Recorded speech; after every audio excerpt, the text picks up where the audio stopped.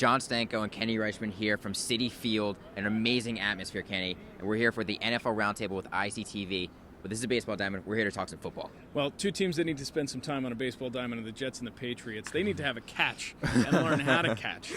Last night was something that I've never seen before out of two football offenses. Not able to reel in the football. Tom Brady was losing it on the sideline. Oh, man. It was awful. It was one of the worst offensive games as a Patriot fan that I've seen in my lifetime. Aaron Dobson was unbelievable. He had 3 catches. He had 10 targets. That's only 30% reception percentage. Terrible. Yeah. And he dropped a 50-yard beautiful fade route from Brady.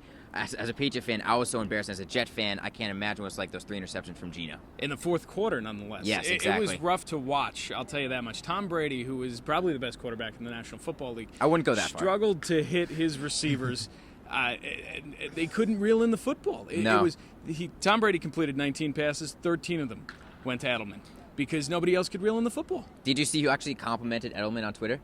Wes Welker was like, Edelman, great game. So there we go. So a little bit of Patriot pride from Welker there, despite him being with Peyton Wes Manning. Welker's got nothing to worry about with Peyton Manning throwing him the football. Okay, well, Peyton Manning was obviously the highlight of Week 1. He had 7 touchdowns. Now let's move to Week 2. Okay. We've got the Manning Bowl. It's really the highlight of the week, the 425 game. You got Eli Manning 0-3 versus his brother Peyton. How do you see this game going?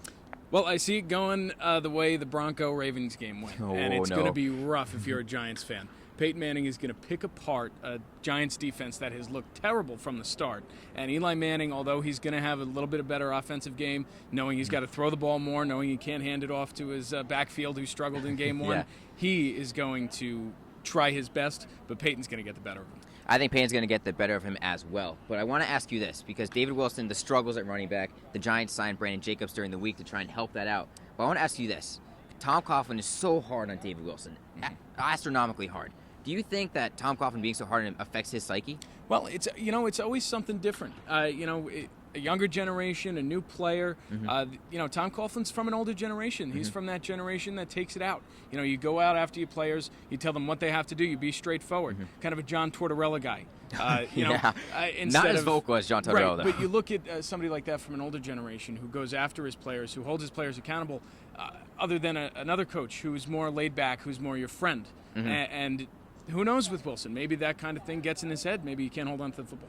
I mean, I think that we both agree the Broncos are going to take it to the Giants. I think it's going to be a very high-scoring game. Oh, yeah. And my bold prediction for the week right now is that in the Denver Giants game, it is going to be combined 10 touchdown passes from the Manning brothers. Don't know how many for each, but the amount of passing yards going to be thrown in that game is going to be astronomical. Well, yeah, because neither team can run the football. Exactly. Exactly. All right, let's move to another NFC East opponent. You got the Dallas Cowboys going to Kansas City. The Cowboys played the Giants last week and hung on for the win. They couldn't even capitalize on the 6 turnovers of the Giants very often. How do you see this game going, Kansas City and Dallas? I got Dallas. I think Dallas is the elite out of the NFC East. I mean, it's not a very elite division at all. But I think Dallas is going to take this one to the Chiefs. I think they know what they did wrong in Week 1. They had a very good preseason. They did. They came out strong against the Giants, and I think they're going to carry it over into Week 2. I think Tony Romo has to remember about Des Bryant. He kind of forgot him at times against the Giants. Jason Witten, phenomenal tight end, one of the top 5 in the league, so consistent. I think he'll have a big game. In Kansas City, you beat the Jaguars last week. I'm sorry. It doesn't prove anything to me when you play the Jaguars and they only scored 2 points. And a storyline we're going to be overlooking, I think, is the Tony Romo ribs. Are they 100%? It's very true. Is he able to keep going the way he was against Giants? Sometimes with rib injuries, you get hurt right away. It numbs itself out. You don't feel it until later in the week when you start moving again. And that'll be interesting to see if Romo's ready to go again. But if Romo's 100%, definitely I think the Cowboys are going to beat the Chiefs in Week 2. I agree with you. Oh, let's get to another injured quarterback. RG3 looked really shaky Week 1 against the Eagles, and it's another tough test for the Redskins. Now going against the Green Bay Packers. Who do you got this one, Aaron Rodgers or RG3? I got Aaron Rodgers, and I got the Green Bay Packers. Was I really surprised? Yeah, no.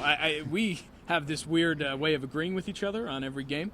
But I'm assuming that you're agreeing with this one as well, because I think this is a no-brainer. I think the Packers are going to come out strong. Their offense is too good. Their defense is too good. And if RG3 is not 100%, which I don't think he is, the way he played in Week 1, I don't think he's ready to go fully. And it's going to show, especially in Week 2.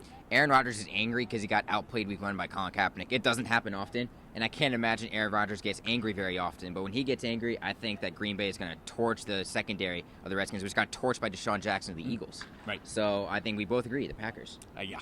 But let's get to the game of the week. Game of the week. Sunday Night Football. San Francisco 49ers, who beat the Packers, going to Seattle in CenturyLink Field to play the Seattle Seahawks. Well, the Seattle Seahawks and CenturyLink Field, the famous 12th man, but I don't think it has a chance to stand up to the San Francisco 49ers, who, again, are the best team in the NFC. They were the best team in the NFC last year. They were the best team in the NFC 2 years ago, and they're the best team in the NFC this year, and the Seahawks don't stand a chance. This is where we're going to disagree. All right. It is CenturyLink Field. They don't lose at home, the Seahawks. They just don't do it. No, it's not going to happen. I think the defense of Seattle played very, very well against Carolina, and I think it was overlooked by how bad their offense played. So I think that Seattle is going to contain Colin Kaepernick. He's not going to throw for 400 yards again. Well, you have to remember that their offense is going against now the best defense in the NFC. And are they going to be able to beat them down?